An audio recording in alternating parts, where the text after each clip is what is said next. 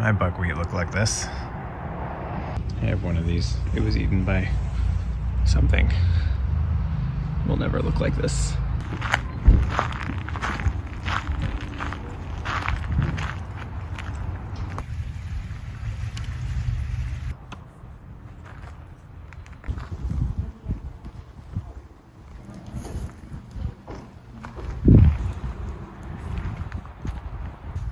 I would love to be able to plant an elder.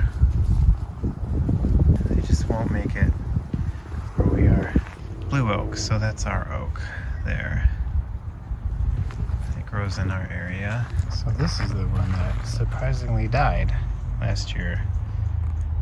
These 5-gallon elderberries. Oh, I can't wait for mine to look like this.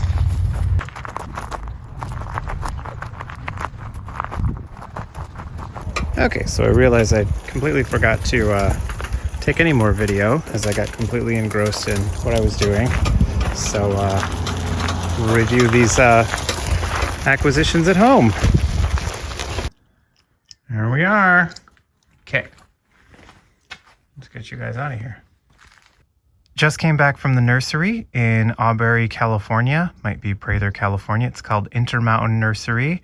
Extremely fortunate to have that just 45 minutes away in the central California foothills. Pleased to say that I stayed much closer to my plan than I normally do. I didn't drift quite as much. I did make some substitutions for things that weren't there because I didn't want to have to go back. But I'm pretty pleased with those substitutions. So I'll give you a kind of a quick rundown of what I got.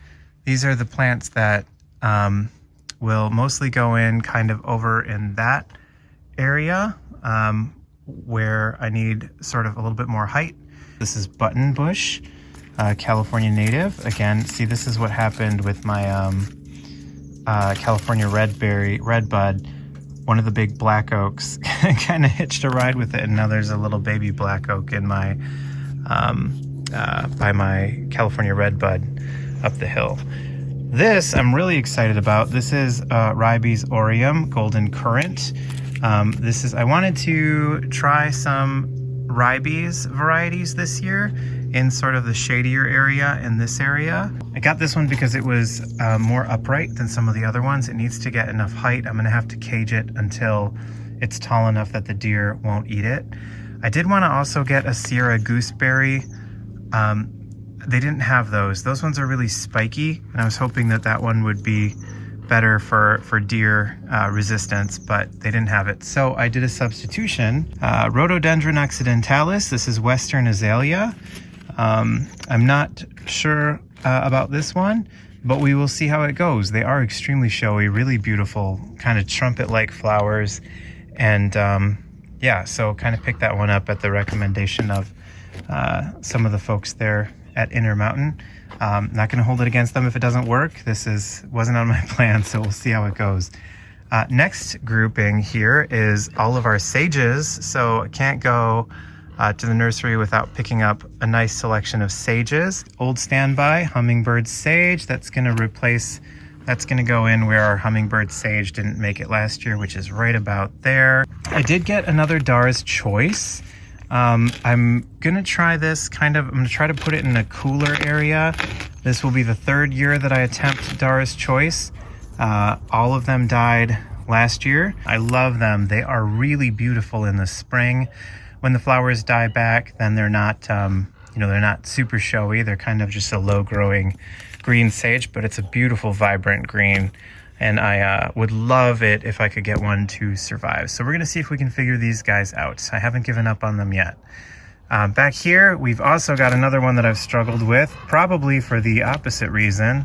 This is white sage. These, of course, are gigantic and they smell amazing. And I have struggled with them, but I think I'm struggling with them because I'm overwatering them. So this year, I'm gonna do something a little bit different with these guys. I'm gonna put them way in the back there, where it could use a little bit of height and a little bit of, a little bit of contrast.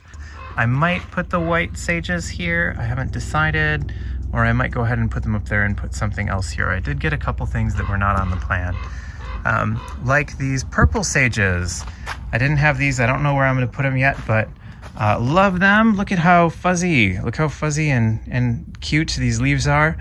This is the sage, purple sage, that a lot of the sages that we use horticulturally, I think, have in their lineage. So it's kind of one of the parents for a lot of the hybrids that bloom with those vibrant, beautiful purple and blue colors. I got two varieties. One is Figueroa, which I have heard about, and this is Point Sal. I'm not sure about that one, but they're both purple sage varieties, and we'll see how they do. And then the old standby, I got a Brandagie. I can't even remember. I think I'm going to put this one somewhere. My plan was to put this somewhere in this general vicinity. These plants are all, going to take years to mature and fill out, so it'll kind of give us a little bit of height and interest in that area while we wait for these folks to grow up. That's the plan. This is also the largest Brandagie I've ever seen in a 1-gallon pot. All of them were gigantic like this, so we'll see how they go. It's usually better to start with one that's a little bit less mature than it is to start with one that's more mature, because it's at this point it's kind of used to this situation, and we're gonna kind of shock it into a different growing situation. So those are my sages that I bought this year. Not a lot. Usually sages are kind of my backbone, but a lot of the sages are established at this point, and I kind of need other stuff to sort of fill in around them.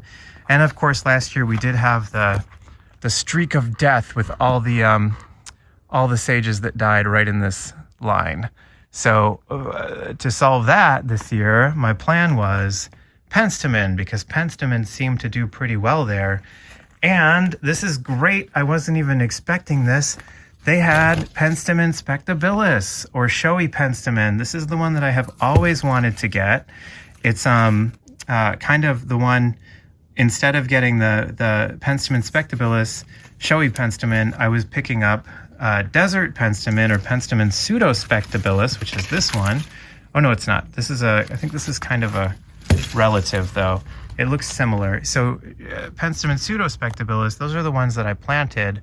They tend to be a little bit more prostrate, a little bit low growing, and showy Penstemon, or Penstemon spectabilis, grows more upright, which is what I want. So I'm super excited to find that guy. I might change my plan a little bit to figure out where I'm going to put him. I got this one, Penstemon Catherine de la Mare. This is a Penstemon heterophyllus hybrid.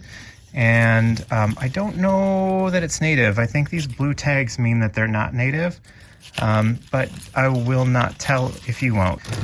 This is another Penstemon. This is Penstemon eatonii.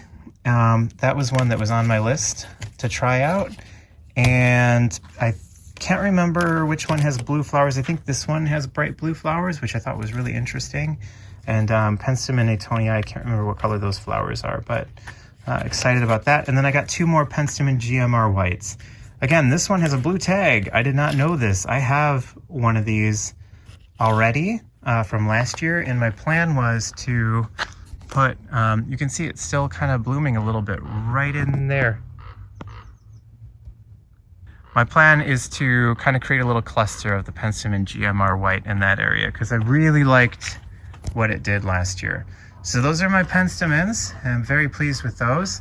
Coming over here, these are Artemisia californica, canyon gray sagebrush. Last year we put in, of course, the Artemisia tridentata. I'm going to put these two Artemisias kind of in this general vicinity as well, to kind of create a little bit more interest in that area. And these are coastal sagebrushes. And I'm hoping the deer don't eat them. They don't look very tasty, so we'll see how they go. I also got a monkey flower. This is a bush monkey flower. I haven't decided exactly what I'm going to do with it. My original plan was to put it up there by the faucet where the black sage died last year. I haven't quite decided. These are 3 milkweeds. I know they don't look like much right now, but milkweed, of course, narrowleaf milkweed is the native milkweed we've got, are incredibly important for the monarch butterflies as they're migrating down to Mexico from the Midwest and from Canada. And I'm going to put a few of those down here in this area and see how they do. I'm a little nervous about them because they do attract a lot of aphids, and I've had some aphid problems with my sages, but I'm gonna give it a go. And I've been trying to get milkweed to establish for several years. I do have one that's not super happy. I think it's because it's in a spot that isn't quite sunny enough. Now, this is my substitution. I got 2 different varieties of yarrow. We'll start here. This is common yarrow. This is the native yarrow that grows in this area. Really beautiful white flowers. Think carrot. Think carrot, think Queen Anne's lace. That's kind of what it looks like. And then I got this one. This one actually has some blossoms on it. Red velvet. It's a variety of Achillea millefolium. I think I'm actually going to intersperse those up on the hill where there's just not a lot of stuff. Now, over here, these are the dice rolls. I always pick up a few things that I'm not sure about. I got the annual sacrificial lavender. I know it's not native, but I do love lavender, and every year we try to get one to grow, and somehow we kill it. So this is the lavender I've chosen this year. It's Spanish lavender. Not sure where we're going to put it. Probably up in the garden by the driveway, the witchy garden, if you will. This is yellow-eyed grass. I got this because they were out of, I don't remember why I got it, but I'm going to put this up probably by the end of the driveway where the rose sage died. I think I said that about something else too, so I'm not entirely sure where that's going to go. This is a big gamble. I don't know if I'm sure deer will just demolish this. This is columbine. This is western columbine. It's the bright red, super vibrant native columbine that grows up in the mountains. I love it to death. It's one of my favorite things. And I'm just going to try it. And if it doesn't work, that's fine. We're probably going to put it somewhere where it's mostly shaded with our higher elevation plants over here. And this is another thing I just love. This is a variety of pussy toe, Eatonii rosea, rosy pussy toes. These are awesome. I love them. The ones that you see up in the high elevation, they're super cute. Really fuzzy little leaves. This one's different. This one's got more thicker, more succulent looking leaves. So I'm hoping it's a little more drought tolerant than the ones that grow at the higher elevation. No idea where that one's going. So that's what we got. And I am excited to get them in the ground. We'll see if we get them in tomorrow. I'm not sure. I'm gonna run the irrigation system tonight and just kind of pre-moisten all the areas. Most of these folks are going in where something else didn't make it. So I'm gonna run the water just to kind of soften up the ground so I can dig.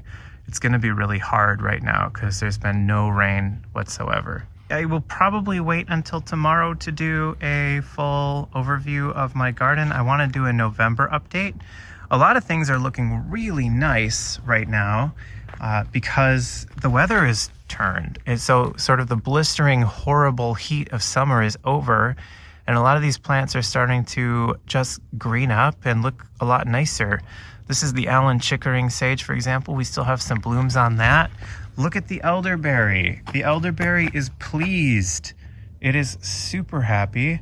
All of the hummingbird sage is doing things that I wasn't expecting. I wasn't expecting additional flower stalks at this point in the season, but they're just so happy right now. Snowberry looks awesome. Coffeeberry is doing what the coffeeberry do. Quick flash update over here. This is really exciting. Buds. We have buds. I know it's probably, I'm pretty far up here. We have buds on the California buckeye. She's alive. She is alive. That is so exciting. There's our toyon. Saw a full-grown toyon at the nursery. Was so excited about that. I can't wait until that toyon's fully grown. Artemisia is looking a little sad, a little tired. I think it's kind of the end of the season for that guy. These guys are still blooming, California buckwheat. I still don't quite know what I'm going to do about them because I don't want to cage them forever. I have some ideas about, like, maybe there's another way that I can sort of set up something that's more attractive and deer resistant so that we can enjoy the buckwheat. And not have to look at the cage. We'll see if it works. It hasn't really fully fleshed out yet. Woolly sunflower is doing what the woolly sunflower does. This sage is sprouting back, shockingly. It was looking really bad for a long time, but it's looking a little bit better. That's, of course, the gracias sage. There's where that Dara's Choice died last year. We're going to replace that with the Penstemon. There's our Penstemon pseudo spectabilis. We are getting some nibbling on those, but not a ton, so that's cool. This rudbeckia that grew up in this deer grass is doing just fine. There's our Penstemon GMR white, still blooming, still throwing out blooms. Love it. Celestial blue sage, still doing good. Our manzanita needs a new cage because I think it's putting on a lot of growth. And look at these guys. That's the starlight looking beautiful. And the Pozo blue sage looking beautiful. And then over there, the Winifred Gilman sage. Everybody is feeling good right now. This is the time of year to plant, and we're gonna put in some new plants and see how they do. Look at the green, especially in this streak, like right from here all the way to the front. Look at this. That's beautiful. That's not what the Central Sierra looks like in November. That's what the Central Sierra looks like in November. So having this little island of green is one of my favorite things in the world. It is the next day, and I was going to hold off to post the video until I had sort of gotten everything in. I think I might just, because of the low involvement nature of this whole thing, just post 2 videos for my 3 viewers. Anyway, some interesting things happened last night. While these plants were sitting on the table over there, we had some deer come by and they nibbled on the columbine and they nibbled on the button bush. They didn't nibble on the ribes, but I'm paranoid about the ribes. That's the golden currant. So I've put this little cage around those 3 because I don't have time to plant them all tonight. And yeah, these are the ones that I still have to plant. Haven't planted a whole lot of things. A few things went in the ground today. We planted this hummingbird sage. That guy went in. I did take out one of the field sedges, the one that was over here, and I've got 2 of the common yarrow in the ground, and I've got 1 more left to plant, which I will be planting shortly. Oh, there's Mr. Ham. How you doing, Mr. Ham? Yeah? You want to come help? I did deviate from the plan a little bit, but that's, to be expected once you get started. I put this bush monkey flower here. It's not quite where I intended to put it, and I have my doubts about whether or not it's going to like it here. The spot where it's in is not the best draining. Up here, what we did, I relocated. I was going to put this Penstemon Catherine de la Mare. I put that here instead of there because I didn't want to disturb this sunflower, which volunteered in this location. So that's what it is. There's another Penstemon here. This is the Penstemon eatonii, I think. And there's 1 more Penstemon here. That's where the Penstemon spectabilis went. So those guys all went in. We also have over here a white sage. I did do a 1/4 gallon per hour or a 1/2 gallon per hour drip here, which means these plants will get 1/4 the water of the other plants. And I'm hoping that means I can finally have white sage. I do have 1 more to plant. I'm going to do that as quickly as I can before the sun goes down here. The holes, the biggest challenge right now is that it hasn't started to rain yet at all. So you can't really dig very well. The ground here becomes almost like concrete when it's super dry. So you've got to wet the ground first. So in many cases, I set up the irrigation system for the places where plants are going. Had to run it for a while, do a little bit of digging just to soften everything up so that I can get it in. Otherwise, I would have been able to plant a lot more today. Oh, here's an example of a hole that this isn't good, right? So this should have drained by now. And when the water hangs out like that, you know, you have a drainage problem, so the soil here isn't very well draining, and that could explain why the Dara's Choice didn't make it. That could also explain why the Dara's Choice didn't make it there as well. So we'll see. If these plants fail again, then we kind of know we've got a bit of an issue with drainage right here, and maybe we need to adapt. Over here, we're gonna put in the Western azalea right here. That's one of the 4 plants I have left to plant tonight. And that one did get eaten last night by the deer as well, so that's gonna be fully caged up. But full grown, it can be like 16 feet tall. So hopefully we can get it big enough to where the deer won't eat it all up. And then everything else is gonna have to go in later or next week. So that's the progress we made this weekend. This really is the beginning of the, you know, the big planting adventure for 2024.